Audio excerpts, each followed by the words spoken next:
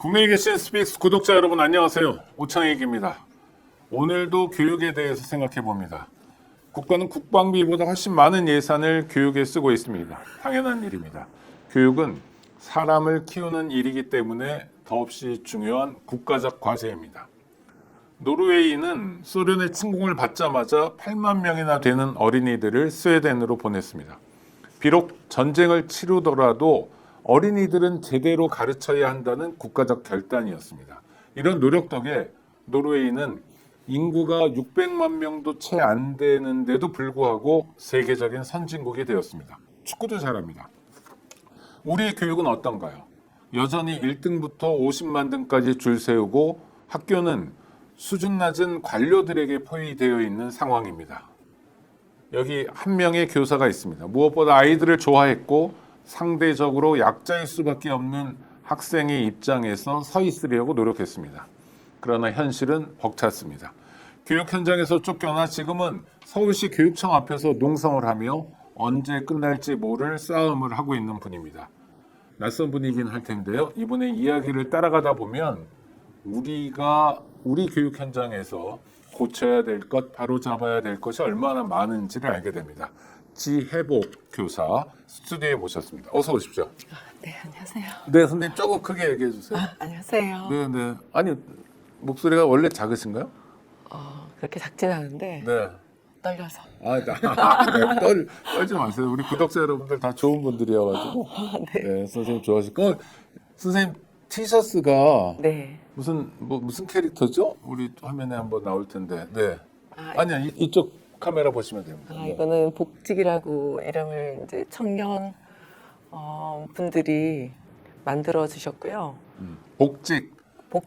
복직도 되고 약간 모자의 모양이 지혜복이니까 복지. 네. 복직이라고 이름을 붙였는데요. 약간 이제 모자 모양의 쥐의 캐릭터 그리고 쥐. 약간 네, 선생님은 쥐 복직도 선생님. 되기를 보고 네네. 그 다음에 제 이름이 또 지자이기도 네네. 하고 뭐 이런 거에 복합적으로 캐릭터를 만들어 주셨어요. 네, 그래서 네. 이 캐릭터가 이 모자하고 연결되는 거라서 오늘 쓰고 나왔습니다. 그 모자는 어떤 의미인가요? 이 모자는 구미 한국옵티칼 불탄 공장에서 600일 넘게 투쟁했던 두 명의 여성 노동자들이 계십니다. 이분들의 고용 성기를 바라면서 부산에서 구미까지 행진을 했었는데요. 그때 참여한 분들이 쓰게 된 상징적인 모자고요. 아직 이 문제는 해결되지 않았습니다. 빨리 그분들 포함해서 구미 공장에 세고된 노동자들이 일터로 돌아가시기를 바라고 있습니다. 그래서 이 모자는 그분들이 일터로 돌아갈 때까지 제가 계속 쓸 생각입니다. 지금 선생님의 현안도 있는데도 불구하고 구미에서 해고된 노동자들이 장기적으로 투쟁하고 있는데 거기에 연대하는 마음으로 서로가 그런 마음을 주고받으시고 사실 뭐 신경림 선생 시에도 그런 게 있는 못난 것끼리 뭐 잘 어울리고 서로 못난 것들끼리 봐도 흥겹다라는 게 못났다는 게 무슨 결핍이 아니라 그냥 없는 사람들은 서로 힘주고 또 힘을 받으면서 산다 뭐 그런 뜻인 것 같고 지혜복 선생님이 연대의 마음이 전해지고 있는 대목인데요. 서울시 교육청 앞에서 지금 농성 중이시죠? 네. 언제부터 하셨어요? 제가 농성장을 차리고 농성을 본격적으로 한 거는 194일 되었고요. 194일이면 그러니까 언제? 투쟁을 시작한 거는 시교육청 앞에 이제 시위를 제일 먼저 시작했던 네네. 날은 2024년 1월 2024년 1월 21일. 21일부터 네, 오늘 699일째 시위를 하셨고 시위하고 농성의 차이는 시위는 그냥 앞에 서 있거나 하는 그야말로 네, 선전정. 시위를 했고 농성이라는 건 주무시는 거예요? 거기에 천막을 치고 네. 거기서 이제 여러 사람들이 교대로 항상 365일 계속 지키는 형태가 되죠. 그걸 거의 200일 동안 하셨네요? 네. 일반적인 시위는 2024년 1월부터니까 거의 2년 가까워. 네. 근데 사실은 학교 안에서 문제를 제기하고 해결을 위해서 노력했던 거 다 합치면 3년째가 됩니다. 하여튼 일단 서울시 교육청 앞에서만 치면 지금 사안은 선생님과 관련된 사안이잖아요. 네. 그러니까 선생님을 둘러싼 어떤 문제가 있는 거고 네. 그 문제에 대한 문제 제기를 하시는 건데 네.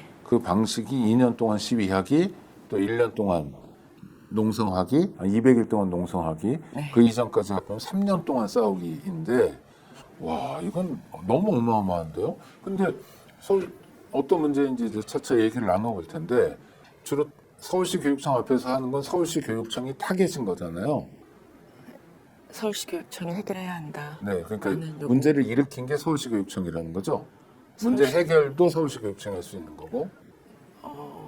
아니, 그러니까 뭐 대통령이 해결할 거면 막 청와대 앞에 가고 서울시에서 해결할 거는 서울시청 앞에 가는데 서울시 교육청 앞에 간 거는 뭐예요? 서울시 교육청이 문제를 일으켰고 문제도 해결할 수 있다 이거죠. 아무래도 학교 안에서 벌어졌는데 그 관할 지역교육청인 중부청이 그걸 해결을 못했고요. 그리고 서울시 교육청에도 민원을 넣었는데 해결을 못하는 건지 안 하는 건지 그런 상태에 있어서 전체적인 서울 교육에 책임자가 있는 교육감의 권한으로 이 문제를 적극적으로 해결해야 한다라는 것이고 실질적인 이 사안의 관계자들은 네, 서울시 교육청에도 많이 계십니다. 하여튼 3년 동안 투쟁하셨고 농성도 200일째 하고 계신데 네. 목소리를 굉장히 작게 조금 말씀해 주시니까 약간 투사 같은 투사들은 막 되게 크고 세고 그러던데 그런 건 아니네. 역시 그냥 조용한 선생님이시군요. 일단 어떤 일이 있었는지가 궁금한데요. 네. 선생님은 학교 선생님 그럼 초, 중, 고 어디서 근무하셨어요? 중학교 사회과에서 근무했어요. 중학교에 사회과 사회과 선생님. 네. 처음에 교사가 된 건 몇 년도셨어요? 1989년도였어요. 1989년부터 와 그때 제자들은 첫 제자들은 지금 어마어마하게 큰 정도가 아니라 뭐 같이 늙어가는 처지겠네요. 네, 그렇죠. 네, 네. 그러면 한 70년대 초반생들, 중반생들일 테니까 50 넘었고 막 이러겠네요. 굉장히 오랫동안 교직에 계셨어요. 네. 그러니까 문제가 된 학교도 중학교였어요. 네. 어떤 문제가 있었습니까? 제가 학생들과 정년이 3년밖에 안 남아서 지금요? 아니면 당시에요? 당시에요. 2023년 5월에 2023년 5월 5월에 말에 학생들과 정년을 앞두고 좀 더 가깝게 잘 지내면서 행복하게 교직 생활을 마무리해야겠다. 그런 마음이 크게 들었어요. 그래서 이전보다도 더 학생들과 친밀하게 밀착된 시간들을 많이 가졌었는데요. 그러다 보니까 학생들이 그동안 묵혀주었던 속에 담아둔 얘기들을 꺼내기 시작했어요. 그러니까 어떤 계기로 해요? 뭐 선생님 담임을 하셨어요? 아니면 뭐 교과 지도를 좀 특이하게 하셨어요? 아이들이 제가 갑자기 상담에- 속마음을 얘기했다면 네. 학생들은 당시 2학년이었는데요. 전년도 1학년 때 제가 교과 담임을 했고 2학년 때는 교과 담임이 아니었고요. 제가 맡은 업무는 상담복지부장이었습니다. 그래서 상담부장, 네네. 상담이 일이셨군요. 네. 부장을 하다 보면 아무래도 학생들은 학급 담임하고 가깝기 때문에 네. 속내 이야기를 틀어놓을 수 있는 시간들이 별로 없어요. 그래서 저도 업무도 바쁘기도 하고 그러면서 학생들과 좀 보다 각별하게 밀착된 시간을 많이 갖기는 어려웠는데 2013년도 5월 말에 보다 더 상담복지부장이다 보니 학생들에게 좀 더 제가 도움될 수 있는 부분이 무엇일까에 대한 고민도 컸고 그래서 저에게 좀 많이 찾아왔던 학생들과 학교 끝나고 같이 떡볶이도 먹고 이런 식의 시간들을 보내다 보니 사주셨을 거 아니에요? 네. 저도 퇴근 시간 넘겨서 학생들하고 같이 이제 먹으면서 많은 얘기를 나누다 보니 그동안 묵혀두었던 얘기들을 꺼내기 시작했어요. 거기서 제가 오랫동안 학생들이 성폭력 사안에 시달리고 있다는 걸 들었습니다. 중학생들이요? 네. 그때 몇 학년이요? 2학년이었습니다. 중2가 성폭력이요? 네. 여학생들이었나요? 네. 이건 아주 심각한 문제인데요. 네. 성폭력의 이제 범위가 네.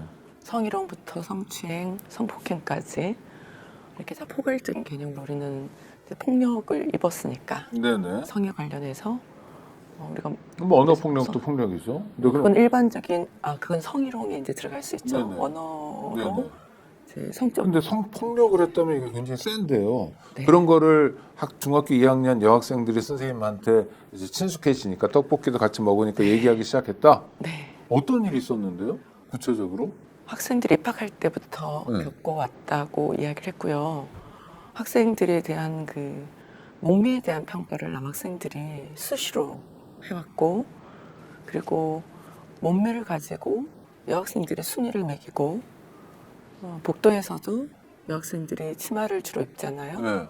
그러면 아래에서 계단으로 올라가는 모습들을 보면서 다리가 어떻다, 몸매가 어떻다 이런 것들에서 여학생들이 복도 계단을 잘 못 올라갔답니다. 그래서 네네. 가장 이제 남학생들이 없는 외곽의 계단으로 계속 다니고, 그리고 만지지 말라고 하는데 배를 와서 만지거나 껴안거나 또는 뒤에서 와서 허리 같은 데를 만지거나, 그리고 여학생들 가방을 뒤져서 뭐 생리대 같은 것들 꺼내서 공놀이처럼 던지거나, 근데 일단 그리고 수시로 그 쉬는 시간에 교육청에서 지급한 태블릿 PC가 있어요. 네. 거기에 개인에게 지급한 거예요? 네, 차단을 많이 했는데도 야한 모습이 나오는 동영상 같은 것들을 몰려서 보거나, 여학생들 앞에 성관계 행위를 묘사하는 동작들을 보여주거나 그런 일들이 너무 많았답니다. 그게 한두 번도 아니고 지속적이고 광범위하게. 반복적으로 계속되었답니다. 그러면 일단 가해자가 되게 여럿일 것 같고요. 네. 전부는 아니겠지만 남학생 다수고, 네. 피해자도 뭐 전부는 아닐지 모르지만 여학생 다수고 이러네요. 네. 가해자가 피해자가 한 공간, 한 교실에 섞여 있고, 네. 그다음에 가해 정도도 되게 다양하게 네. 말로 성희롱하는 경우도 있고, 뭐 몸매 이런 거는 성희롱 같아 보이고요. 그렇죠? 그다음에 뭐 실제로 배라는 데가 성적으로 봐도 좀 은밀한 뭐 이제 민감한 부위인데 또 뒤에서 껴안거나 이런 건 추행이 있고, 성 행위하는 장면을 묘사하거나 보여주거나, 이거 다 사실은 하나하나가 네. 미안한 얘기좀 범죄에 해당되거든요. 자라나는 아이들이라는 측면을 감안해서 우리가 꼭 범죄로 단속만 해야 되느냐는 건 물음표가 있을지 모르지만 하나하나는 사실 다 범죄잖아요. 그러면 지금 선생님 말씀대로라면 중학교 교실이, 중학교란 공간이 성범죄의 온상이었다는 얘기거든요. 지금 약간 놀라서, 당연히 사실이니까 그렇게 말씀하시겠죠? 그럼 피해자들은 어느 정도예요? 그래서 그냥 제가 일상적으로 늘 그랬던 거예요, 학교에서? 그럼 거의 매일. 매일? 네. 물론 뭐 중학생 남학생들이, 중학교 남학생들이 성에 민감하고 호기심도 한참 크고 뭐 그럴 때니까. 그런데 아이들은 그럴 수 있다 쳐요, 예를 들어서. 그러면 이제 그다음부터 선생님들의 역할이 있잖아요. 네. 알게 됐어요. 물론 선생 앞에서 하는 그런 짓을 하는 애들은 바보니까 없을 거고, 지들끼리 있을 때 이제 여학생들 앞에서 막 그런단 말이에요. 그럼 여학생들이 의사 표현도 했어. 하지 마, 뭐 나쁜 놈이야, 뭐 어쩌고저쩌고 그랬는데도 계속 매일처럼 했다. 이제 교육의 역할을 해야 될 차례잖아요. 그 다음부터 선생님의 활약이 기대됩니다. 어떻게 하셨어요? 처음에 상담했던 여학생들 중에 그런 피해 경험을 한 여학생도 있었고, 굉장히 수위가 낮은 성희롱 정도를 경험한 학생도 있었지만 좀 더 성추행 때문에 많이 고통스러워하는 학생도 있었는데요. 우선 제가 듣기에 이게 굉장히 범위가 넓고 상황도 심각해서 우선 너무 미안했어요. 상담한 아이들이 학생들한테. 그런 상태에 놓여 있는데 내가 네. 무슨 상담복지부장이라고 학교에서 중요한 보직교사이긴 한데 그런 것도 몰랐구나. 자괴감 같은 게 생기고 그랬겠네요. 네, 정말 미안했고, 이게 학교인가? 학교는 학생들이 안전하고 행복하게 생활을 해야 되는 전제가 있잖아요. 근데 이런 폭력의 경험들을 그것도 2년 동안 겪어왔다. 그리고 나중에 알아보니까 이게 수년 동안 계속 이 학교에서 지속되어 온 문제였더라고요. 그래서 우선 저는 학생들에게 물었습니다. 그럼 그동안 해결 노력을 어떻게 했느냐. 학급 담임에게도 얘기해보고 또 여러 선생님들한테 얘기를 해봤는데, 심지어 생활부에도 찾아가 봤는데 대부분 그냥 말로 타이르고 끝났답니다. 누굴 타일러요? 가해 학생요. 그러지 마라. 네, 그 정도 수준에서 끝났답니다. 아니, 그러니까 전 그럴 수 있다고 생각해요. 네. 자, 선생님 한번 그때로 돌아가 봐요. 어떤 애들이 까불었어요, 막말로. 뭐, 좀 친근한 표현으로 또는 범죄에 가까운 행위, 또는 범죄 행위를 했어요. 선생님 자라나는 애들이니까 일단 가르치고 타일러야죠. 하지 마라. 그렇죠? 그거가 잘못된 것 같지는 않아요. 선생님 어떻게 판단하세요? 우선 그거 맞죠. 근데 문제는 네. 그 다음에 안 고쳐졌을 때는 다른 방법으로 가야 되죠. 지금 말씀하신 대로 어. 제가 주목한 것도 우선 성장기 청소년이니까 예방 교육을 정말 철저히 해야 되는데 성교육 또는 네. 뭐 인권교육. 네. 성평등 교육과 성폭력 예방 교육이죠. 그게 학교 안에서 정말 제대로 되고 있지 않았구나 라는 것이 있었고 지금이라도 그 부분을 강화하고 제대로 해야 한다라는 일차적인 교사로서의 긴급한 필요성을 느꼈고요. 네네. 그런 이제 또 처벌이라는 것이 교육적으로도 필요할 때는 해야 한다고 저는 생각합니다. 안 그러면 그 행위의 심각성을 학생들은 잘 못 느끼기 때문에 그래서 교육적 차원에서 두 가지가 같이 좀 긴급하게 필요하다라고 저는 생각을 했습니다. 그래서 그리고 현재 이제 학교에서 그런 사건들을 대처하는 교육부 대응 매뉴얼이 있습니다. 그 매뉴얼대로 학교 안에 성폭력이 발생을 하면 상급기관에 신고를 해야 하고 경찰에도 신고를 해야 하도록 되어 있습니다. 그래서 우선 학교장과 교감 그리고 생활지도부장 세 분을 모시고 보고를 했고요. 이걸 신고를 하려면 피해의 규모가 어떤지 그리고 피해자가 특정도 돼야 되는데 정확하게 상황 파악이 돼야지 보고서를 쓸 수가 있잖아요. 네, 진상규명부터 해야 되는 거군요. 네, 그래서 제가 1차적으로 요청을 드렸던 것은 여학생들에게 무기명 설문조사를 해보자. 그렇게 요청드렸고 허락을 받고 이제 자율활동 시간이 있습니다. 수업 교과 시간은 교과 운영에 방해가 되니까 자율활동 시간에 15분 정도를 빼서 여학생들 사용으로 했는데요. 이 학교는 남학생 수가 당시에 110명 정도 2학년에 있었고 여학생 수가 44명 정도였습니다. 여학생의 성비가 현저히 낮죠. 그러다 보니까 집단적으로 좀 방할수 능력이 부족할 수밖에 없는 그러네요. 기본적인 숫자가 구조가 너무 있어요. 적으니까. 네. 그래서 무기명 설문조사를 실시를 했더니 가해 학생 명단이 28명이 나왔고요. 와, 그리고 44명 중에 28명? 아니요. 남학생 110명 중에 28명이 아, 가해. 학생 네, 110명 중에 나왔고 28명. 네. 여학생은 44명 중에 30명이 3분의 2가 피해자라고요? 네. 와. 그래서 이거를 자, 이제 심각성을 알았어요. 네, 그래서 교장도 알게 됐어요. 네. 이 다음부터 어떻게 됩니까? 생활지도부장께서 신고를 하려면 신고 서류를 작성할 때 피해 여학생 중에 자신의 이름을 밝히고 사실관계서를 써야 한다. 라는 요청을 하셨어요. 그건 아니잖아요. 네, 아닙니다. 왜냐하면 네, 피해자는 네. 보호받아야 되잖아요. 네. 그런데 성추행을 당했던, 뭐 성희롱을 당했던 그 피해자를 특정해서 이름까지 쓰고 지목하게 하면 네. 2차 가해가 생기잖아요. 바로 그건데요.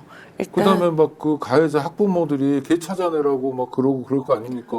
네, 비슷한 통신, 상황이 벌어졌습니다. 실제로? 네. 와, 까지 얘기 좀 해주세요. 네. 그래서 이름을 검명해야 된다, 특정해야 된다. 그래서 네, 사실 그 정도의 사안이면 담당 기관이 학생들 전체 전수조사를 하고 거기에 좀 적극적인 해결 방안을 마련을 하는 절차가 필요했는데 일단 생활지도부장께서 그 요청을 하셨고 이제 저는 교육적 차원으로 성장기 학생들을 좀 어떻게 학습하게 할 것이냐 그리고 이후 예방하게 할 것이냐 그런 곳들로 접근하고 싶었고 피해 학생들도 사과를 일단 받고 그리고 가해 남학생들하고도 그 지역 안에서 초등학교 때부터도 친구였어요. 그래서 다시 그 관계를 회복하고 싶다 이런 요청이 있었기 때문에 일단 학교에서 그렇게 처리를 하는 것에 대해서 제가 처음에는 따랐습니다. 그래서 피해 여학생들 중에 혹시 자기 이름 쓰고 사실관계 확인서를 쓸 수 있는 여학생 있는지 물어보았고 6명의 학생들이 임원들을 중심으로 해서 이 문제를 꼭 해결하고 싶다. 씩씩하게 용기를 냈어요. 사실관계 확인서에 자기 이름을 적고 부모님 확인서도 받고 분리조치 요구도 하고 그래서 서류를 만들었는데요. 그때 생활지도부장께서 요청하신 부분이 자신의 피해 경험만 기재하라 라는 것이었습니다. 실제로 교육부 대응 매뉴얼에 보면 목격한 거 그리고 전해 들은 거까지도 다 증거 능력이 있거든요. 네, 일단 요청하는 대로 학교에서 그렇게 진행을 하겠다고 하니 처음에는 제가 따랐습니다. 그래서 그 6명의 학생이 자신들의 경험을 썼습니다. 그래서 사실관계 확인서와 아까 말씀드린 서류를 갖추어서 정식으로 학교에서 접수한 것으로 절차를 시작을 했고요. 문제는 접수한 당일 생활지도부장께서 가해 학생들 명단이 사실관계 확인서에 적혀 있었죠. 거기에 나온 명단이 8명이었고요. 생활지도부로 그 학생들을 불러서 조사를 시작했습니다. 당연히 가해 학생들은 자신의 행위를 부정했죠. 거기에 생활지도부장께서 피해 학생들의 이름을 알려주었습니다. 누가 이렇게 피해 사실을 썼더라.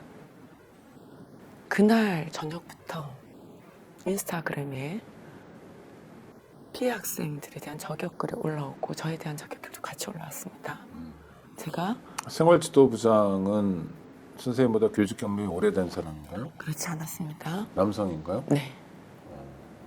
그 그럼 분의 무슨 생활지도부장에서 멈추지 않고 다음에 뭐 또 해보고 싶은 캐릭터였나요?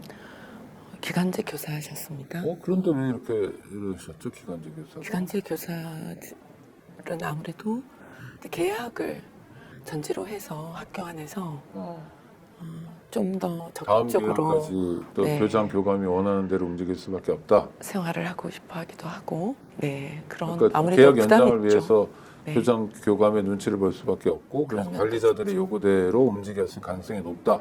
이렇게 보시는 거예요? 그 부분보다 본인의 판단이 굉장히 크게 작동했다고 저는 생각을 합니다. 근데 문제는 기간제 교사에게 생활지도부장을 시킨 것 자체가 문제 아니었나요? 네. 생활지도부장 업무를 정규직 교사들이 맡기 어려워합니다. 그러다 보니 기간제 교사들을 좀 학교가 채용하죠. 골고루 문제였네요. 네, 그것도 교사들은 시스템상. 책임질 일을 하지 않고 네. 굳은 일이고 그러니까 기간제 선생님한테 맡기고 기간제 선생님은 뭐 스스로 약점도 있고 어쩌고저쩌고 그러니까 큰일이 났군요. 그러면. 네. 그래서 인스타 같은 데서 저격이 시작돼서 어떻게 됐습니까? 그 본인이 비밀 누설 금지 의무를 위반했다는 것을 부정하고 있어요. 서울시교육청도 부정을 하고 있고요. 그런데 당시 그 생활지도부장이 네. 그리고 학교장 교감께서도 같이 부정을 하는데 오히려 제가 피해 학생 신원을 유출했다는 식으로 거꾸로 뒤집어 씌우는 일들도 발생했었어요. 이게 진실 게임이 됐군요. 네. 자, 쟁점은 사실관계 확인서를 쓴 6명의 피해 여성이면서 학생들의 네. 이름이 유출됐는데 실명이 네. 이건 명백한 2차 가해다. 네. 여기에 대해서는 견해가 다르지 않다. 네. 근데 유출자가 누구냐? 상담복지부장인 지혜복 선생이냐 아니면 그 생활지도부장이냐 하는 진실 게임으로 바뀌었군요. 일종의 프레임이. 네. 근데 그거는 학생들이 있잖아요. 네. 그래서 조사를 받은 가해 학생의 당일 저와 최초 상담했던 학생들하고 친했고 그래서 서로 우연히 만났을 때 생활지도부장이 이러이러한 이야기를 해줬다. 그러면서 무척 화가 난 모습으로 사실 다 얘기했었고요. 그 사실은 서울시교육청 조사 과정에서도 피해 학생들이 증언했습니다. 학부모님들도 증언했고요. 그런데도 불구하고 그러니까 그 말을 들었다고 하는 8명의 학생들 네. 누구한테 들었다고 증언하고 있어요 지금? 그 학생들은 어떻게 알겠습니다. 이야기했는지를 저는 모르죠. 근데 그것이 객관적 사실일 수밖에 없는 이유는 한 가지만 더 말씀드릴게요. 네네. 그날부터 아까 말씀드린 대로 온라인 2차 가해가 시작되었는데 그 다음날 아침부터 가해 학생들로 지목된 그 학생들과 그리고 친한 학생들의 무리가 복도를 몰려다니면서 피해 학생들에게 야유를 퍼붓거나 교실에 들어와서 책상 발로 차고 어이구. 네가 그랬냐. 그리고 급식실에서 또 옆에 있는 의자 막 차면서 밥을 먹기도 힘들게, 그리고 운동장에서 결사대를 조직한다면 으쌰으쌰하고, 학교가 정말 너무너무 심각하게 혼란스러웠습니다. 피해 학생들이 쉬는 시간마다 저를 찾아왔어요. 너무 무섭다고. 그리고 일부는 커트칼을 가지고 다니면서 드르륵 거리며 내 이름 언급하면 가만두지 않겠다. 그 가해 학생들이 네, 이렇게 몰려다니기도 했고요. 내 이름이라는 건 누구예요? 재복 선생님 이름을? 아니요, 그러니까 가해 학생이 자기 이름을 아. 이후에 발사를 하면 가만두지 않겠다. 이런 식으로. 엉망진창이 돼버렸네 학교가. 제가 너무너무 애들한테 미안하기도 하고. 네, 그렇죠? 엄청나게 미안하고 이 피해 학생들 신원 유출 부분들은 제가 사전에 학교장, 교감, 그리고 생활 지도부장에게 수차례 철저하게 요청을 했습니다. 피해 학생 신원 유출되지 않도록 해달라고. 그런데도 불구하고 가장 나쁜 상황이 벌어졌습니다. 그 다음에 어떻게 됐나요? 아주 심각하네요. 그래서 제가 이건 안 되겠다 싶어서 민원을 넣어야 되겠다고 생각을 했죠. 학교 안에서 해결을 할 수 없구나라고 판단이 되었거든요. 당시 또 큰 문제가 피해 학생 학부모님들에게 연락을 했습니다. 제가 민원을 넣으려면 아무래도 학부모님들의 동의나 협조가 필요하니까요. 그랬더니 일체 학교에서 연락을 받은 바가 없답니다. 네? 연락을 받은 적이 없대요. 이 사안에 관해서. 네. 근데 교육부 대응 매뉴얼에 보면 이제 모든 법적 근거를 가지고 절차가 있는데 피해 학생 학부모님들에게 꼭 연락을 하도록 되어 있습니다. 근데 연락하지 않았고요. 가해 학생 학부모님들하고만 학교에서 연락을 취하는 방식으로 진행이 되었더라고요.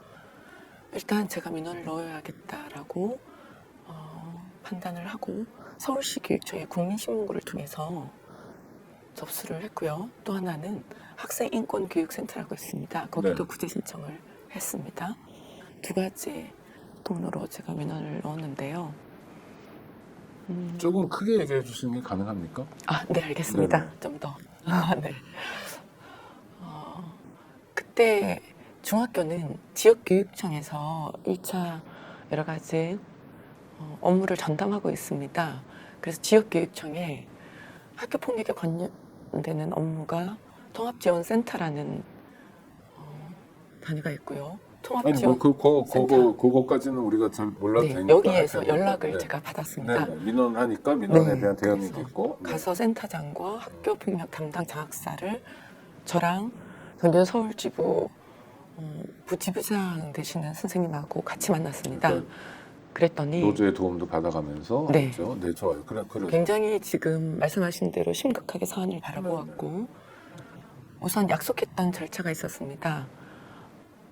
특별 장학을 실시하겠다. 그리고 그 과정에서 필요하다면 감사를 들어갈 것이고, 그리고 관련자 징계가 필요하다면 징계도 하고, 그리고 이 사안에 대해서 재조사를 전면적으로 하시겠다고 이렇게 약속을 그리고 하셨어요. 가해자 피해자를 분리한다든지 네, 또 분리하고. 피해자를 보호하는 매뉴얼이 정상적으로 작동된다든지 네. 뭐 이런 것들이 필요하죠. 피해 학생 자, 보호가 여기까지는 필요하죠. 여기까지는 잘 왔네요. 그래도 네. 2차 가해는 끔찍한 일이었지만 생명 유출은 문제였지만 그래도 교육 당국이 개입하면서 잘 풀릴 수 있을 것 같아요. 근데 왜 문제였습니까? 굉장히 그때 믿고 저는 학교로 돌아왔고요. 네. 아무리 기다려도 학교에 조사가 진행되는 느낌이 제가 들지 그 않았습니다. 교육지원청을 만난 건 언제였어요? 2023년? 네, 7월 16일 경쯤 네네. 됩니다. 그런데 이제 방학이 8월 20일 경이었기 때문에 네. 저는 방학 전에 이 과정들이 8월 빨리 20일에 방학이에요? 개학이에요? 방학입니다. 네네. 개학이네요. 네네. 개학이고 방학은 언제였어요? 7월 20일 경쯤에. 7월 20일. 그러니까 바로 방학이니까 네네. 일단 시간 지나가 버리고. 네네. 네. 그래서 저는 방학 동안에 빨리 이 절차가 진행이 되고 개학 때는 학생들이 조금 더 안정된 모습으로 새로운 학기가 시작되기를 요청을 드렸습니다. 기다렸는데 방학까지도 아무런 연락이 없었고 필요한 자료를 제가 다 제출을 했고 학부모님들의 의견서도 피해 학생 학부모님들이 자신들의 이름을 다 밝히면서 중부교육청에 제출을 했습니다. 네. 그리고 기다렸는데 8월 말까지 아무런 연락이 없었어요.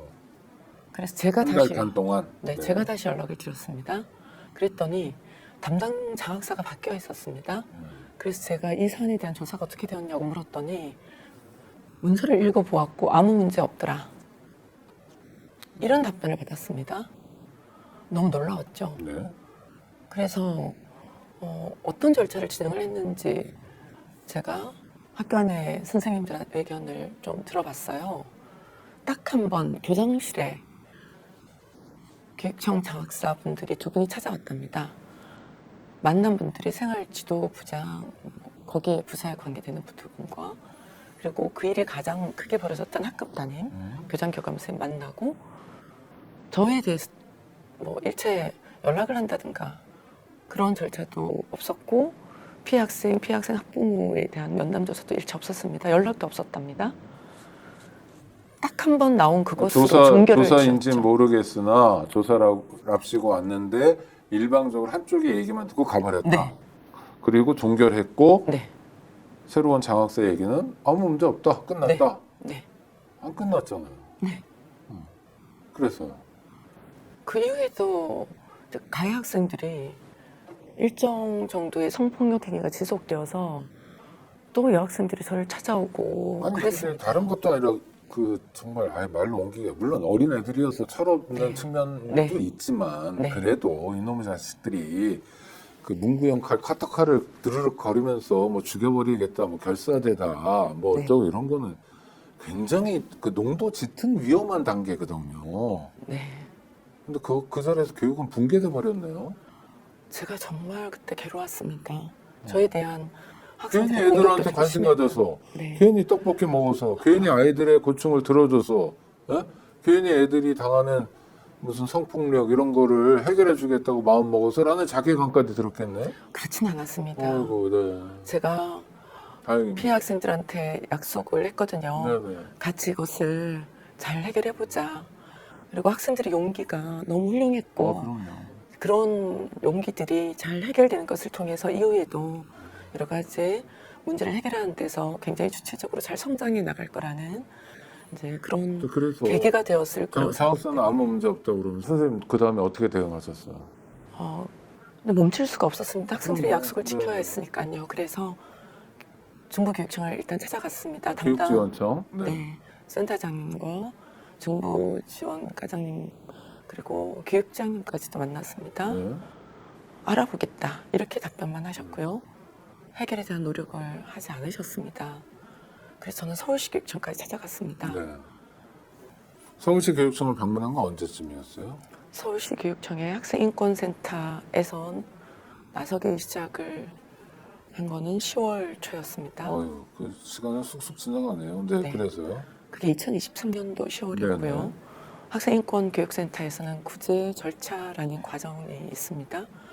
여기 인권센터 조사관님과 그리고 센터장님이 오무관 두 분도 심각하게 이 사안을 바라보시고 저에게 좀 철저하게 객관적 조사를 하고 싶어 하셨고 저도 그걸 돕기 위해서 피해 학생과 학부모님들의 협조를 부탁드렸습니다.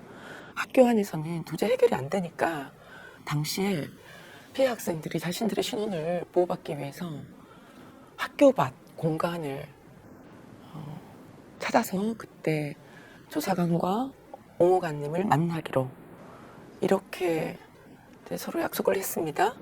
피해 학생들이 원하는 빵집의 2층에서 한 명씩 따로 들키지 않도록 작전을 짜다시피 해서 왔습니다. 그 당시 2차 가해가 너무 심각했으니까 그러나 이 문제 해결을 위해서 피해 학생들이 또 다시 용기를 낸 겁니다. 그때 피해 학생들이 모두 다 이 상황을 증언했고요. 녹취까지 그때 이제 학생인권교육센터에서 나오신 분들이 했습니다. 그리고 피해 학생 학부모님들도 집단 면담을 다 하셨고요. 네. 그리고 그때 그 조사관님들이 중부교육청도 방문하시고 학교장, 교감 선생님도 만나시고 이러면서 종합적인 조사를 끝내셨는데 한 달 동안 조사 결과가 안 나오는 거예요. 또 그래서 제가 다시 또 교육청을 찾아가서 적극적으로 요청을 했습니다. 학생들을 제발 위해서 조사 결과를 빨리 내달라. 그리고 그에 따른 조치도 내어달라.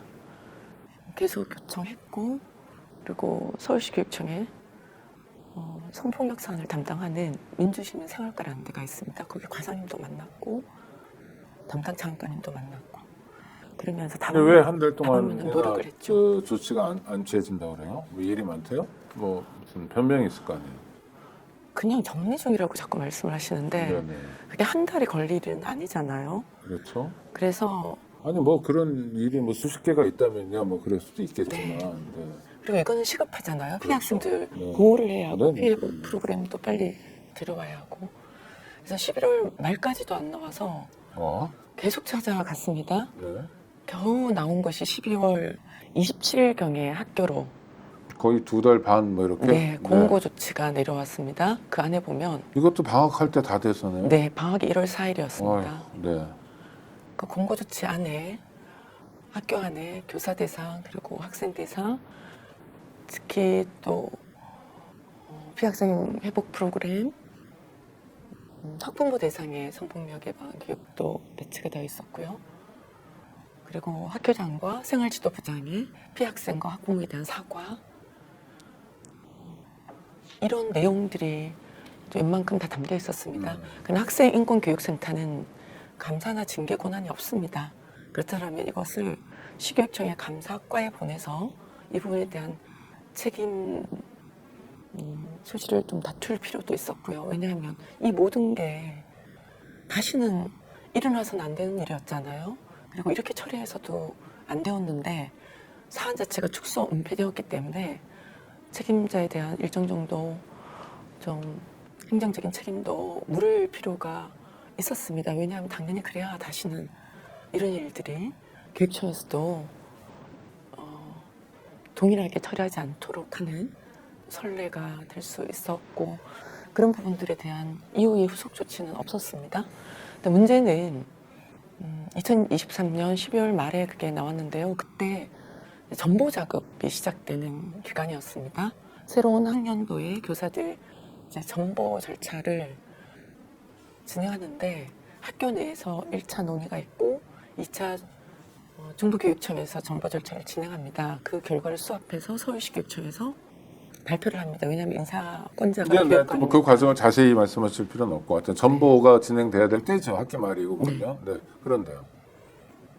근데 저를 전보 대상으로 선생님 원래 전보 대상이셨어요? 아니죠. 그러니까 그 학교 뭐 그냥 기억 학교라고 부를까요? 가 학교에서 얼마 동안 근무하셨어요? 지금 언론에서는 A학교로 부릅니다. 뭐 네, A학교로 하여튼 할까요? 좋습니다. 네. A학교에 4년째 근무하고 있었고요. 만 3년 아니면 만 4년? 만 4년. 전보는 몇 년마다 가나요? 5년마다 하고요. 아 그러면 원래 전보를 가야 될 때보다 1년 앞당겨서 지혜복 선생을 다른 학교로 전보 보내려고 했다. 또 하나는 정년을 맞아요, 아니에요? 네, 그것도 있고요. 정년을 5년 전보 기간 채우고 그 이후에 계산했을 때 2년 이하가 정년 앞두고 남으면 그 A 학교에 제가 남아서 정년을 맞이할 수가 있습니다. 아무래도 계속 학생들하고 친한 관계도 있고 업무에 익숙함도 있고 그러다 보니까 제가 더더욱 전보 대상이 아닐 아닐 가능성이 높은 건데 무조건 그렇게 하는 건 아니라 하더라도 거의 대부분 그렇게 뭐 하여튼 그러니까 거의 대부분이라도 일부는 아닐 수도 있으니까 아닐 가능성도 있지만 선생님은 기본적으로 전보 때가 안 됐고 전보 때가 됐다 하더라도 그 학교에 남아 있을 수 있는 상황이었는데도 앞당겨서 전보를 보내려고 했다 학교에서 네. 피곤하다 골치 아프다 없었으면 좋겠다 이런 욕구네요. 제가 그렇게 느낄 수밖에 없었습니다. 아니 그렇게 보여요. 괜한 문제 제기를 해가지고 뭐 평지풍파를 일으켰다. 교장 입장에서는 불편하게 했다. 사과하게 만들었다. 오케이. 그래서요. 그래서 전보 결정이 났습니까? 아니면? 전보 결정을 났습니다. 그럼 다른 학교로 가라. 네. 그랬어요. 그럼 부당해 보이는데요? 그래서 부당 정보라고 저는 거부할 수밖에 없었습니다. 거부를 어떻게 해요? 근데 인사 발령을 그건 우선- 교육청에서 승인을 해준 거잖아요. 그러니까 전보라는 게 그 교장이 공립중학교죠. 네. 교장이 마음대로 할 수 있는 게 아니잖아요. 네. 교장이 다른 학교 간다고 해서 가는 게 아니라 네. 아까 말씀하신 것처럼 학교에서 뭐 품위를 하거나 그러겠죠. 이런 사람이 전부 가야 될 것 같다. 그러면 교육청에 다 모아가지고 전체 인력을 보면서 배치하는 거잖아요. 네. 하여튼 교육청이 결정한 거죠. 그건. 네. 그러면 당시 교육감이 누굽니까? 조희영 교육감 아닙니까? 맞습니다. 저 개인적으로 잘 아는 사람인데 이러면 안 되는 건데 진보 교육감이잖아요. 그때 부당정보가 아니라고 주장하는 한 가지가 있습니다. 아 뭐예요? 학교 안에 교사들의 협의 체계가 있는데요. 네. 현재 교사들의 정원 감축이 진행이 되고 있습니다. 정원 감축을 학교마다 요청하는 인원이 있었는데 그 2명 중에 한 사람을 저를 지목했는데요. 학교 안에서 만든 기준은 A 학교에 제일 먼저 날짜별로 온 교사가 저이니 제가 먼저 가라. 이렇게 결정했습니다. 근데 그 기준은 위법합니다. 왜 위법한가 하면 교육공무원법의 교사들은 육아휴직을 했거나 또는 파견을 나갈 수도 있잖아요. 네. 다른 기관에. 병력 의무를 이행할 수도 있고요. 그럼 그 기간은 다 빼고 그 학교에 실근무 경력을 계산을 해야 되잖아요. 안 그러면 그 학교에 제일 먼저 왔다는 이유로 내보내게 되면 합법적인 권리를 행사했다는 이유로 불이익을 받게 됩니다. 네, 육아휴직 등. 네. 네. 그런데 선생님. 그런데 그 기준을 선입선출이라는 기준을 학교 내에서 교사들이 만듭니다. 그리고 교장 교감 선생님도 적극적으로 그렇게 되도록 노력을 하십니다. 교사들이 잘 결정 못했을 때 교장 교감 선생님 교장실에 불러서 협의회를 열게 하고 교장 교감 선생님 앞에서 그걸 결정하게 그 만드셨습니다. 진해복 선생을 위한 네, 한마디로 하면 내쫓기 위한 룰을 만든 거 아니에요? 자기들끼리. 저는 그렇게 그렇죠? 남길 수밖에 네, 네. 없었습니다. 네. 그리고 또 하나는 아니 그렇다 치더라도 학교에선 그런 욕구가 있을 수 있어요. 네, 왜냐하면 걔는 문제 제기를 해서라고 느낄 수 있는 거죠. 교육자답지 못하게 그냥 초라한 그냥 한 사람으로서 자기 책임을 망각한 교육을 포기한 작자들은 그럴 수 있다 쳐요. 제가 궁금한 건 그게 교육청의 인사 발령이잖아요. 그거는 안 나와야 되는 거 아닌가요? 맞습니다. 네. 두 가지를 더 합니다. 한 뭐요? 가지는 학교 안에 사회과, 역사과가 독립된 과목입니다. 네. 그래서 모든 교육과정 운영이나 시험 그리고 교사들이 자격증대라 배치를 하는데요. A 학교에서는 사회과 교사가 2명이 필요했고 역사과 교사가 2명이 필요했습니다. 저는 사회과입니다. 저를 포함해서 2명이 있습니다. 역사과 교사는 3명이었어요. 네. 한 명이 더 꽝이었습니다. 그럼 당연히 역사과 교사가 한 명이 떠나야 맞는 거잖아요. 그렇죠. 근데 역사과 교사를 남기고 저를 내보냅니다. 그래서 역사과 교사가 통으로 사회과 수업을 하게 할 정도로 저를 그건 더 말이 안 되는 거잖아요. 내쫓는 과정이 있었습니다. 아니 그러니까 하여튼 아무 상관없이 그냥 내보내겠다라는 거일 뿐이잖아요. 네. 역사 선생님 데려다가 사회과 수업을 시키는 한이 있더라도 수업이 어떻게 되든 간에 네. 하여튼 그러니까 그래서 제가 여쭙는 건 네. 그랬어요 학교에서. 네. 근데 그게 조희영 교육감 도장이 찍힌 네. 교육청의 인사 명령이 됐잖아요. 네. 왜 그렇게 됐냐는 거예요. 제 말은. 그래서 부당 정보입니다. 아니 부당 정보인데 네. 그 교육청에선 걸러줘야 되지 않냐는 거예요. 학교에서 교장이 그런 꼼수를 부린단 말이에요. 교사들하고 짬짬이가 돼서 네. 이해할 수 있어요. 분규가 있거나 문제 제기가 있으면. 네. 그러니까 원인을 봐야 되는데 그게 아니라 무조건 싫은 거니까 아이들 인권도 아무 상관없고 정말 나쁜 X들이 그랬단 말이에요. 네. 그럼 교육청은 네. 서울시민이 직접 선출했잖아요. 네. 그걸 막으라고 하는 거잖아요. 교육청의 기능이. 네. 게다가 학생인권센터에서 조사도 했잖아요. 임명도 했잖아요. 네. 그럼 지켜야죠, 선생님을.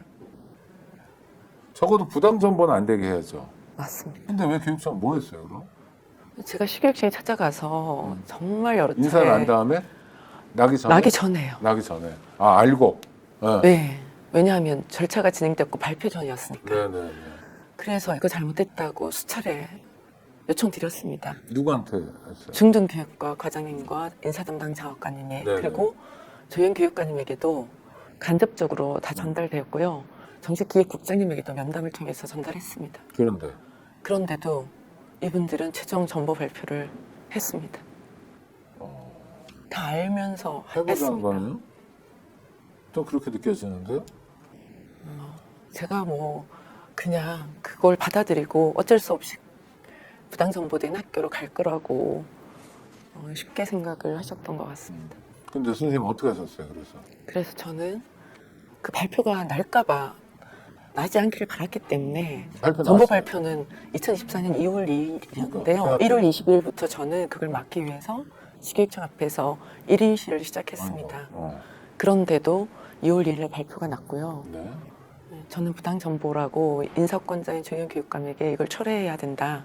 계속 요청하면서 시위나 선전전을 아니 그러니까 이어갔습니다. 1월 21일부터 그러니까 네. 인사 발령 나기 전에 서울시 네. 교육청 앞에서 시위를 하면 네. 교육감이 알 거 아니에요. 뭐 당연히 얘기를 알고 해주잖아요. 있습니다. 네. 지나가다가 출퇴근 때도 보고. 네. 그러면 조희연 교육감하고 무슨 대화하거나 이런 건 없었습니까? 그때는 없었습니다. 교육감 오래서 그런가? 그러면 안 되는데, 그렇죠? 되게 아니 뭐 5분, 섭섭했습니다. 5분 10분만 얘기하면 되잖아요. 저도 조영 사진 교육감. 찍어줬을 텐데. 네, 그렇습니다. 그리고 그래서 정보가 났고 그럼 네. 선생님은 그게 부당 정보라고 해서 그 다음부터 어떻게 하셨어요? 그쪽 학교를 안 갔어요? 네. 안 가면 또 문제가 되는데. 그래서 제가 네.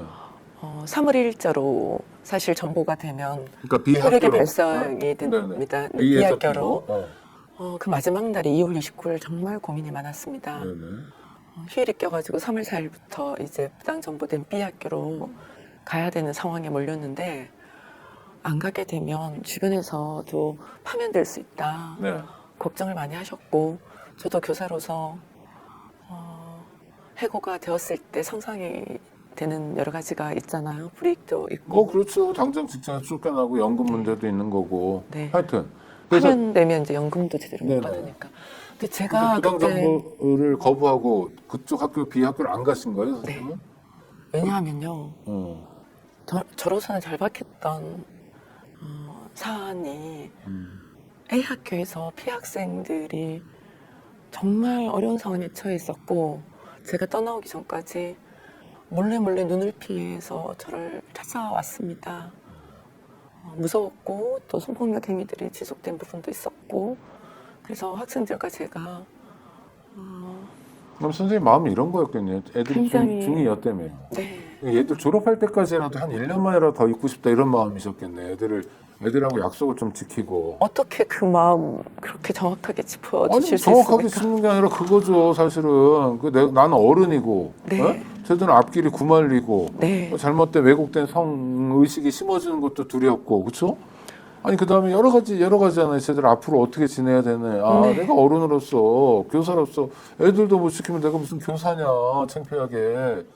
내가 뭐 이런 생각일 것 같아요. 그래서 전보를 부당하다고 거부하셨고 그럼 이제 징계가 시작된 거예요. 그래서 서울시 교육청에서 징계를 시간이 지금 별로 없어서 예. 속도가 안 믿게 나가요. 네네. 한 가지 이제 거부한 이유 한 가지만 더 말씀드리고 그다음 이유를 조금 연결을 할게요. 그래야만 제가 거부한 이유가 더 명확해지니까. 인권센터에서 공고 조치가 나왔잖아요. 네. 그러면 그거가 이행되도록 제대로 그거를 지켜볼 사람이 필요하잖아요. 그럼요. 학교 안이 그랬으니까 제가 남아서 그게 제대로 이행되면서 학교 안에 오케이. 그런 제대로 이유로. 이제 네네. 좀 문제 자리 제기한 잡히기를- 사람으로서 네, 일종의 네. 결자 해지, 네. 뭐 아이들도 보호하고 이것 때문에 학생들 제대로 정보를 안 갔으면 교육받고요. 좋겠는 마음이 간절해서 교육청에 가서 호소했고 그래서 부당 정보다라고 문제 제기했는데 전보가 났고 따를까 말까 하는 상황인데 안 따랐고 그러니까 이제 교육청에서는 일종의 반격이 시작될 텐데 그게 이제 선생님에 대한 해고였어요? 처음에는 언론에서 보도하기 시작하면서 일주일 만에 징계를 할 줄 알았는데 일주일 지나도 한 달이 지나도 두 달이 지나도 징계를 안 그럼 하더라고요. 선생님 출근은 어디로 하셨어요? 매일 시교육청에 아침 출근 시간부터 밤 그럼 A 계속 학교도 아닌 있었죠. B 학교도 아니라 교육청으로 출근을 했고 네. 그래서 징계를 받았어요, 선생님이? 네. 언제 받았어요? 징계 확정된 게 언제예요? 2024년 9월 27일이었습니다. 2024년 9월. 그러면은 한 학기 지나고 나서 9월 24일에 징계 처분 양정은 뭘 받았어요? 해임을 받았습니다. 해임. 연금을 다 날리는 건 아니지만 교사로서는 내쫓겠다라는 거고 네. 이때 교육감은 누구예요? 조현 교육감이 떠나시고 새로운 교육감이 선출되기 직전에 부교육감 권한 아, 대행 네. 시기였습니다. 그러면 새로운 교육감이었어요. 정규원식 교육감. 네. 그럼 여기도 이제 진보 교육감이잖아요. 네. 이분은 지혜복 선생님 관련해서 어떤 조치를 했습니까? 아무것도 안 했습니다. 만나본 적은 있어요? 후보 시절부터 제가 시객장 앞에 기자회견 할 때도 요청했고 선거 캠프에도 찾아가서 요청했고 만나게 약속을 당선되면 하겠다고 캠프에서 답변을 들었는데도 당선 이후에 2달이 넘도록 면담을 잡아주지 않았습니다. 여태까지 안 만난 거야? 아니면 2달 후에 만났어요? 그래서 2025년 1월에 면담을 해달라고 교육청 안에 있는 본관 앞으로 찾아갔습니다. 네. 그랬더니 교육청 본관 문을 다 걸어 잠갔습니다. 선생님 뭐 총 들고 갔어요? 아니요. 무슨 흉기 들고 갔어요? 아니요. 저만 내려가면 문을 혼자서? 걸어 잠갔어요. 아니, 저를 지지하는 다른 분들하고 같이 몇 갔습니다. 명이서요? 한 10명 정도 분이 갔습니다. 아니 그러니까 10명이 무슨 위협이 된 겁니까? 왜 문을 걸어 잠가요? 아무것도 아니, 없었습니다. 그냥 아니 그러면 문 앞에 9명 빼고 지혜복 선생님만 들어오세요 할 수도 있잖아요. 네. 그런 것도 안 하고 그냥 문 걸어 잠갔다? 네. 하여튼 정근식 교육감 지금까지도 한 번도 본 적이 없어요? 그래서 이틀 동안 그 문 앞에서 저와 함께 했던 사람들하고 같이 추운 겨울에 거기서 만나달라고 거기 앉아 있었습니다. 무슨 왕이에요 만나달라고 구걸을 하게? 그래서 그랬더니 너무 추우니까 전기를 좀 끌어섰는데요. 등도 전기도 끊어버린 적이 있습니다. 아이씨 그리고 추운 데서 있다가 2박 3일 정도 지나서야 겨우 면담을 잡아줘서 만났습니다. 그렇게 하니까 네. 그래서 만나 얼마나 만났어요? 그거를 불법 시위했고 직원들 업무를 방해했다고. 아니 시간 얼마나 만났어요 교육감은? 처음에 1시간. 그리고요. 그때는 알아보겠다. 어. 저한테 진정성 있어 보인다. 어. 그런 식으로 얘기하셔서 자, 제가 그래서 한 적이 내부에 올라오는 문건이나 보고를 그것만 듣지 마시고 제가 드리는 자료나 이런 걸 좀 살펴봐달라 부탁드린다. 정말 간곡히 요청드렸습니다. 그러니까 그때까지는 교육감이 참 잘못했지만 그래도 면담이 성사된 건 다행이고요. 네. 그래서 1시간 동안 얘기를 들었어요. 저처럼. 네. 저도 뭐 선생님에 대해 사전 정보 없이 지금 들었고 네. 혼자서 화도 내고 뭐 속상하기도 한데 좀 책임과 권한이 있는 사람이니까 그다음에 네. 변화된 거는요. 없었습니다. 교육감을 또 만난 적이 있나요? 그래서 2월 말 기자회견을 중간에 해서 면담 요청서를 보냈는데 왜냐하면 아무런 조치가 취지지 네, 않으니까. 네, 하여튼 좋아요. 2월 그래도- 말에 또 만났나요? 그래도 또 면담이 안 돼서 2월 말에 또 본관 밑으로 가서 만나달라 했습니다. 아. 저 혼자라도. 근데 또 안 만나줬습니다. 그래서 또 거기서 추운 데서 또 기다렸습니다. 본관 문 걸어 잠그고 내쫓더라고요. 그런데 그냥 있었어요. 그런데 잠깐 그때는 좀 만나서 얘기를 그래도 좀 해보겠다며 그랬었는데요. 만났을 때 자신의 권한이 아니고 이전 교육감 때 일이다. 그런 얘기만 반복했고요. 그래서 아무것도 기대할 수 없는 그런 상황만 확인했습니다. 근데 한 가지는 정말 말씀드려야 되는 게 그러고 나서 저와 함께 했던 분들이 많이 이제 증가했고요. 이제 우리가 교육감 위기 해결을 촉구하기 위해서 그때 희망 텐트라는 걸 열었습니다. 시교육청 정문 앞에 집회 신고 다 내고요. 하루 동안 거기 텐트 치고 우리가 적극적으로 좀 교육감님에게 요구를 해보자. 그렇게 저와 함께 했던 분들이 추운 겨울에 거기 오셨는데 2월 28일 날 아침에 저희들이 본관 앞에 가서 교육감께서 들으시라고 조금 큰 소리로 요구를 해보고 이제 텐트를 접을 생각이었는데 그때 본관 앞으로 내려갔던 이유가요. 그 텐트를 치고 날 수백 명이 모였어요. 그때 집회를 하고 텐트를 쳤거든요. 근데 수백 명이 모였는데 바로 정문 앞에 있는 간이 화장실이 하나 있습니다. 변기 하나 딸랑 있는. 주변에는 화장실이 없어요. 그래서 그 많은 사람들이 그 화장실을 이용해야 되는데 정문을 경찰 정문에서 막고 화장실을 못 쓰게 했어요. 그래서 항의를 했습니다. 그랬더니 경찰 분들에게 한 명씩 들어가게 하는 거예요. 그러면 그 많은 사람들이 줄 서서 그 화장실을 남녀 교대로 써야 했는 상황에 대해서 너무 심각하게 인권 침해적인 그런 조치를 저희들이 당하고 사과를 요구했는데요. 나중에는 결국 화장실은 그냥 쓰게 했지만 사과는 해야 되잖아요. 사과도 안 하고 그리고 그때 거의 8,600명의 시민들이 이 사안을 해결하라고 서명을 했는데 그래서 그때 23명이 본관 앞으로 갔는데 정의식 교육감 지시로요. 경찰을 동원해가지고 전원 연행을 했습니다. 뭐 주거침입 뭐 이런 거로요? 시설 보호 요청을 했고요. 그래서 그때 퇴거 명령을 경찰에서 이제 했는데 나가는 사람까지 저희들은 그런 예상을 전혀 못했습니다. 그냥 조금 크게 외치기만 하고 나올 생각이었는데 근데 그게 23명의 청소년도 있었고요. 대부분 청년 여성이었고요. 그리고 식육청 그 마당은 시민들 개방 공간입니다. 거기서 그렇게 대거 연행된 것은 유례가 없습니다. 그 건물 안이 아니라 교육청 마당에서 네. 23명의 시민 또 청소년이 연행됐다. 네, 그래서 모두 다 유치장에 같이 일단 경찰이 내렸었어요. 잘못했고요. 제가 그거는 그렇게 정규식 교육감이 했는데 요청. 물론 그러니까 교육감. 그러니까 교육감이 문제를 해결하기는커녕 공권력을 통해서 문제를 해결하는 가장 반진보적인 네. 그다음 교육자답지 않은 행태를 한 건데 그럼 선생님 부당 전보에 대해서는 지금 소송을 진행 중인가요? 네. 법원의 구제를 받기 위한 소송을 진행 중인 거고 알겠습니다. 그러나 교육청 차원에서 문제를 일으킨 교육청 차원에서는 오히려 냉랭하게 짝이었고 제가 교육청 홈페이지에 가보니까 공고문이 붙어 있어요. 뭐라고 했냐면 지혜복 씨의 불법 시위 관련 사실관계를 안내드립니다. 이거는 일부러 이렇게 쓴 거죠. 지혜복 씨 이런 거는. 네? 네. 아유 정근식 씨가 이러면 안 되는데 그렇죠? 답답합니다. 구독자 여러분 들으신 바와 같습니다. 일어나지 않을 일들이 반복적으로 일어났습니다. 중학생 남자아이들이 여학생들을 상대로 해가지고 일상적으로 성폭력을 저지르는 일이 첫 번째로 그렇습니다. 교사들이 알았다면, 교장이 알았다면 그 다음에 아이들 따끔하게 가르치고 재발 방지를 위한 노력을 했어야 합니다. 그러나 잘못된 관료주의만 팽배했고 잘못된 보신주의만 판쳤습니다.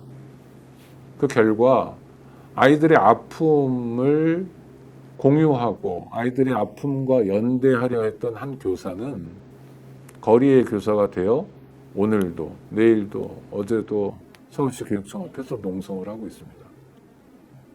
서울 시민이 진보 후보라 해서 선택해준 정근식 씨는 냉랭하게 짝이 없습니다. 이러려고 교육감 하는 겁니까? 도대체 교육감을 왜 합니까? 묻고 싶습니다. 구독자 여러분 함께 물어주시고요. 내년 6월에 지방선거 때 서울시 교육감을 다시 선택해야 됩니다. 이번에는 제대로 된 교육감을 선택해야 될 것 같습니다. 이건 아닙니다. 제가 개인적으로 아는 사람이긴 하지만 급식 노동자들 환기구 설치를 서울시 교육청이 가장 적게 했다는 것도 충격적이고요. 지혜복 선생에 대한 뭡니까 한 사람만 희생양을 만들어 버리면 행복합니까? 그래서 지킬 교육이란 게 뭡니까? 라고 묻지 않을 수 없습니다. 지금이라도 무릎을 맞대고 해결해야 합니다. 그리고 지혜복 선생이 이렇게 투쟁하는 이유, 성폭력 피해자인 아이들에게 교육이 살아있음을 알려줘야 합니다. 우리가 그렇게 만만한 사람들은 아니라는 거, 잘못했지만 그래도 그 잘못을 바로잡을 수 있다는 거 알려줘야 합니다. 서울시 교육청의 맹성을 촉구합니다. 가셔야 되는데 마지막으로 우리 구독자 여러분 저쪽 카메라 보시면서 하고 싶은 얘기 있으면 한마디 하시죠. 방송이 처음이라 많이 떠시고 네. 고생하셨습니다. 우선 2023년도 당시에 용기 내어서 신고했던 학생들에게 정말 미안합니다. 그 학생들은 지금 이 사안을 언급하는 것조차 두려워합니다. 그 학생들의 용기가 제발 이후에는 이 사안 얘기를 잘 되어서 정말 떳떳하게 당당하게 얼마나 멋지고 옳은 행동이었는지를 알려주고 싶습니다. 그리고 피해 학생 학부모님들께서도 너무 안타까워하고 계십니다. 그분들께서도 여러 가지 의견서와 탄원서를 보내주셨는데요. 그분들이 저에게 미안하거나 무거운 마음도 제가 학교를 돌아가서 좀 내려놓을 수 있는 길이 열렸으면 좋겠습니다. 마지막으로 이렇게 학생들과 함께하기 위해서 사안 해결에 나선 전국의 교사들 계십니다. 그분들도 저처럼 불이익을 받지 않도록, 이런 고통 당하지 않도록 다시는 이런 일이 생기지 않았으면 좋겠습니다. 감사합니다. 네, 구독자 여러분 감사합니다. 제이복 선생님 감사하고요. 오터뷰 5번째 시간이었습니다. 속 터지는 시간이었지만 우리가 아이들을 지키지 않으면 아이들은 정말 기댈 것 없어집니다. 네. 학교가 아이들을 지켜야 하고 교육이 아이들을 지켜야 합니다. 지켜야 그 다음에 가르칠 수 있습니다. 구독자 여러분 감사합니다.